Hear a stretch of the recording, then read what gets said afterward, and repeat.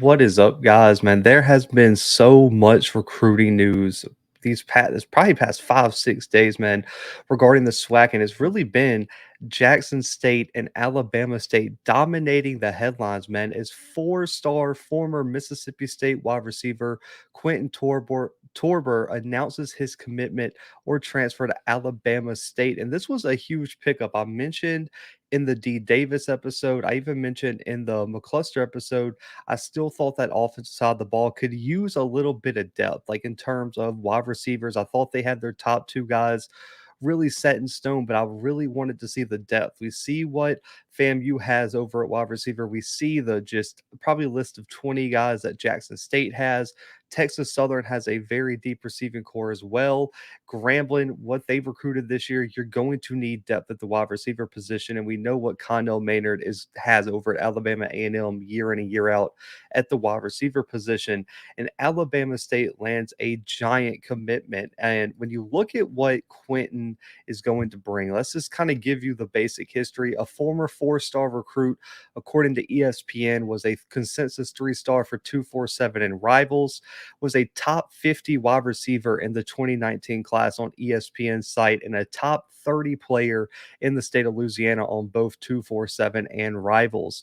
When you look at the composite, was a top 650 player in the entire class of 2019 and was a top 85 wide receiver in the entire class according to the composite.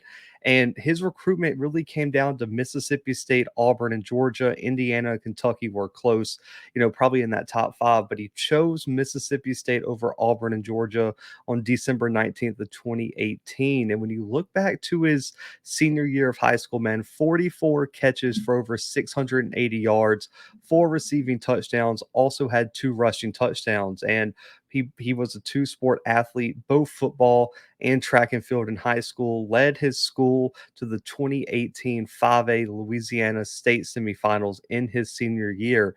And looking at his career at Mississippi State, man, he redshirted in 2019 and just really didn't get to see the field much for Mississippi State. When they brought in Mike Leach, man, that wide receiving core was so deep. I mean, one of the deepest in the country. You see what they have in that air raid style, man. It's consistently 4 or 5 wide receivers on the field, and both running backs were top 10 in the SEC last year because the run game in the Mississippi State scheme is just the short dump off passes to the running back, screen passes, things like that. The short pass game is just an extension of the run game. And so for me, looking at Torbor, he's extremely, I would say, raw, really untapped potential. And so what I see here is a very, very big athlete, a guy with a lot of talent that just really hasn't found his place at Mississippi State to put on a show, man. And I think at Alabama State, with the new offense, with some of the additions they have, I think this is the best decision for Torbor to get on the field,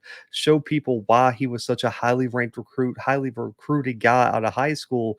And this is probably the best decision for him, man, to get into this offense and be one of the key pieces to rebuild this Alabama State offense.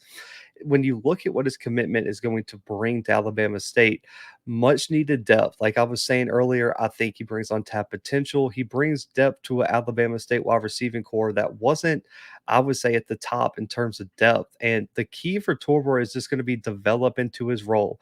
Come in, learn the scheme, find your place, and just find your lane in the offense and just do that at an extremely high level. He's coming in at 6'1", 195. He can play the slot, can play outside if needed, but I do think he's going to excel in the underneath to intermediate mid-range game for Alabama State. He's going to be the guy you see take a short pass and make a play out of it by making plays in the open field. And also, you just look at that intermediate game. He's a great route runner. And Torvald's, for me, his number one quality is when the ball in his hands in the open field, he can make people miss, and he just has he can just view the field in a very great manner, man. He has excellent field vision. And so for Torver, that's what he's going to bring to the Hornets offense.